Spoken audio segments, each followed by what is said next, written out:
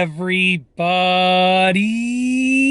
I'm here today to talk to you about a Dymo Letratag label maker that is not feeding properly or not feeding at all. I'll be going over some easy fixes and showing you how to fix it with 5 simple attempts, things that you can try at home, and this will be a simple label maker tutorial. So very simply put, to sum up what I'm going to be showing you, if your Dymo Letratag is not feeding, I'll be showing you some easy fixes and it will be a label maker tutorial. Let's get into the video. 5 simple things that you can try. I'll be going through them quickly, rather quickly, so make notes, try them at home, and hopefully one of them works for you.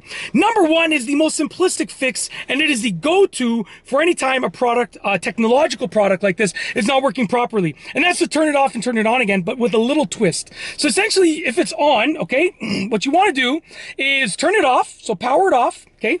You want to open the battery cover, remove the batteries, for about 30 seconds, leave it without batteries, okay? And then put the batteries back in, put the battery cover back on, and then turn it back on. And what that's going to do is that's going to give it almost like a soft reset. As an added bonus to this, what you can do is turn it off, remove the batteries. With the batteries removed, you can hold down the power button for about 30 seconds. I believe that should drain the residual power from the unit. Then put the batteries back in and turn the unit back on. Hopefully that works for you, okay? If not, move on to the second thing that you can try out, which is to remove the cassette and put it back in. So it could be a problem with the actual paper cassette over here, the tape cassette. So take the cassette over here, remove it, just pull it out of place. You can always give it a little wiggle or shake. I like to do that just in case there's something going on in there. It shouldn't make any sounds, but if you hear a sound, then it's probably the cassette, okay? Put the cassette back in, close it properly, and in order to know that it's closed properly, first of all, you can't press it anymore, and this door should just close smoothly. You shouldn't have to put any pressure. I can almost just drop it down, just like this, and it will just close. That's how you know it's in there properly, okay?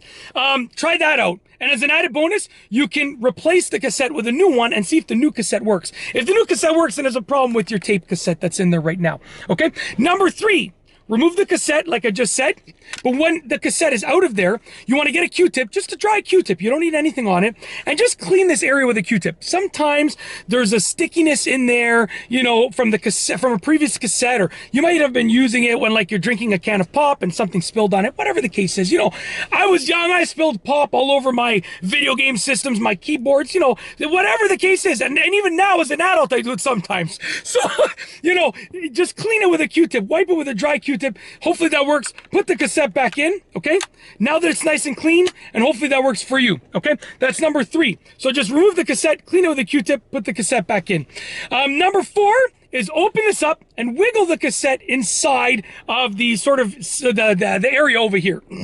So basically your cassette is in there. You want to just give it a little wiggle. Just sort of take it and give it a little wiggle. Sometimes the cassette is not seated properly. There should be basically no movement at all with the cassette. That's how you know it's seated properly. If there is a wiggle, then it's not seated properly. There's a problem with either the cassette holder area, or the way that the cassette is seated in there. If there's a problem with it, you want to try and get it to not wiggle. So remove it, put it back in place, and see if it wiggles. If it still wiggles, you want to try and narrow down what the problem is, and look for what the problem might be with the cassette. Once again, you know that it's in there properly, it's seated properly when it goes like this. The door just closes, no pressure, just closes nicely. There's no pressure at all that's needed. Literally, I can just like drop it down like that, and it will close, okay? The last thing that you want to try is number 5, which is to remove the cassette, okay? So remove the cassette and manually pull the paper out of it. So you can see right here, there's like the tape, okay? You want to try and remove that, manually pull it out, even just like an inch or two, and then put it back in place. You can cut the tape if you want, but you can also put it back in place. So if I pulled the tape out of here, I could put it back in place like this, okay? When it's back in place, the tape will be fed through this area over here. So make sure the tape is fed properly through there. And then if the tape is fed properly, you can just cut it with the cutter right here.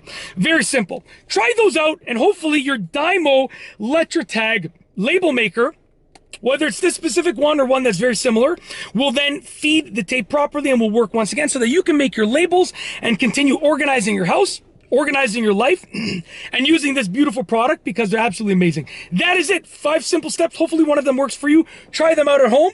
If one of them did work for you, comment below, because then everyone can know which one worked for you, so that, you know, they can try the same one. And if none of them worked, comment below as well, so that we can know that none of these worked for you. Just let us know what happened so we can all share in the wealth of knowledge that we all have, to try and sort of fix the problem. And it is a rare problem. It's not something that happens commonly. It's very rarely that this happens, but it does happen from time to time. So it's good to know how to fix it. And that is truly it. If you like this video, please be sure to give it a thumbs up. Let me know what you think down below as a comment. And of course, be sure to subscribe for more great videos just like this one. And that's all I have for you today. Thanks for watching.